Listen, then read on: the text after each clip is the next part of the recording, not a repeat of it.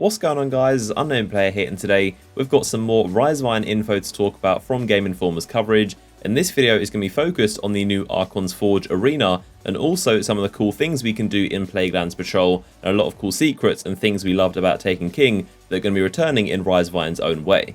So firstly, we're going to talk about the new info regarding Patrol in the Plaguelands and a bunch of stuff we can do and things you'll find there, and then I'll cover the new Archons Forge activity and essentially what that mode is about. So coming straight from the Game Informer writers who have played Rise of Iron, they said that Patrol on the Plaguelands is very similar to the Dreadnought in the sense there are a lot of secrets. Obviously aesthetically it's nothing like the Dreadnought, but in terms of its core gameplay and things you'll find there and all the weird rituals and secrets you'll find there, it's very similar to the Dreadnought.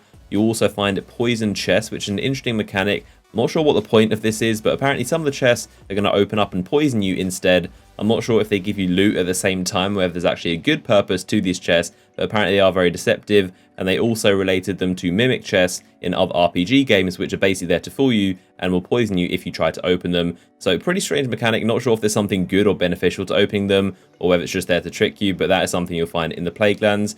Something else you'll find is a new set of fragments, very similar to the Calcified fragments in the Dreadnought. Apparently there aren't as many, but there will be a brand new set for you to collect, and they'll most likely give you an exotic, which is really cool. I'm hoping they don't spoil what you do get as a result of all these fragments being collected, and it's always a really cool chase trying to find them all and trying to get the locations and seeing what you're going to get as a reward. And on top of that, there are a bunch of dead ghosts to find, which of course will give you Grimmar like we always have.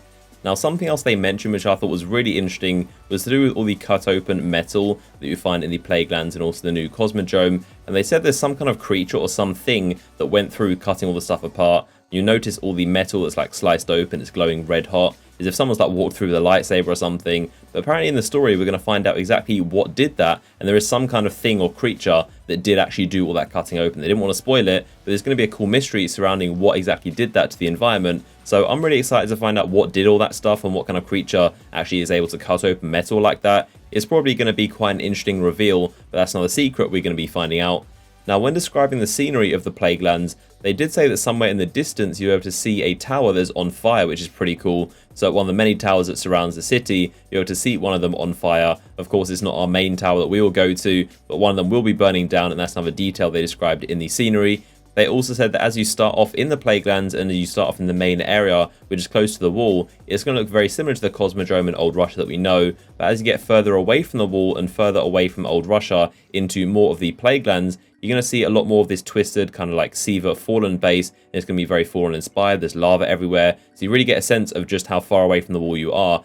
They also describe some Siva clusters that will be like around summer locations, and they release clouds of smoke that'll actually damage you if you get too close to them. So that's kind of like an environmental thing that you can interact with.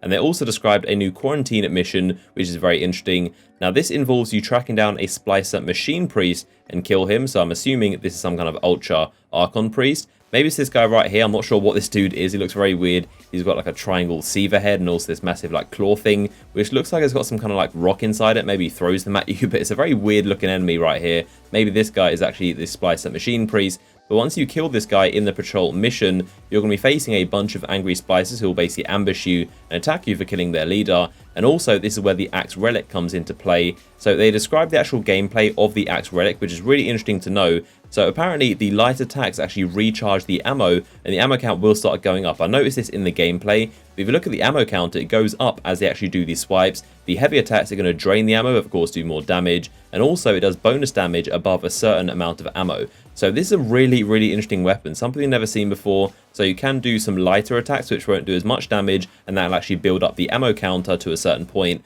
Or you can do heavy attacks, which of course do way more damage. That's going to decrease the ammo drastically, and of course it's going to deal bonus damage as long as you keep the ammo above a threshold. So you're going to be probably attacking a lot and then trying to recharge the ammo back to a point so you do bonus damage. You're going to try and avoid getting to a low point below the threshold. So very interesting weapon. Again, we've never seen something like this, so a really cool mechanic of trying to balance the ammo counter. And it seems like this is going to be spawning during this event, which is similar to the Sword of Crota or the Scorch Cannon when the Wolves are prowling or the Knights of Crota were trying to invade the Cosmodrome.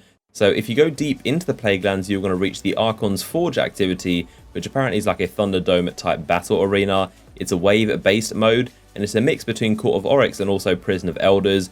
I'm unsure if you can fly straight to the Archons Forge from orbit, or if you need to go straight into the Plaguelands Patrol, just like Court of Oryx, and it's only in patrol mode. but it's a replayable activity you can access when you beat the campaign missions.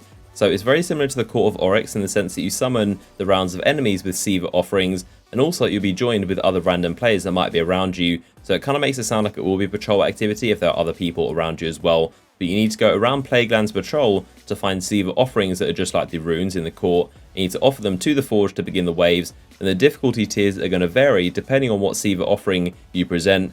You might also remember during the Winter Cosmodrome tour from the Bungie stream, one of them actually found a dormant Siva cluster, so this could be part of the offering you need to present in order to begin the Archons Forge. It's going to be a 5-minute wave-based encounter, and enemies are going to spawn from these domes, as you can see right here. We've got little snippets of gameplay with the Kvostov, and the battle will culminate in a boss which can be defeated for Forge exclusive loot.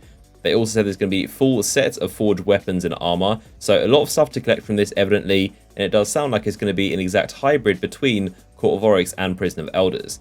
So that is all the info we got recently about the Plaguelands patrol and also the new Archons Forge mode. Comment down below your thoughts on everything I've discussed if you're excited for the Archons Forge and what you generally think about it. If you want to leave a like on the video, that'd be awesome, and I'll see you guys in the next one.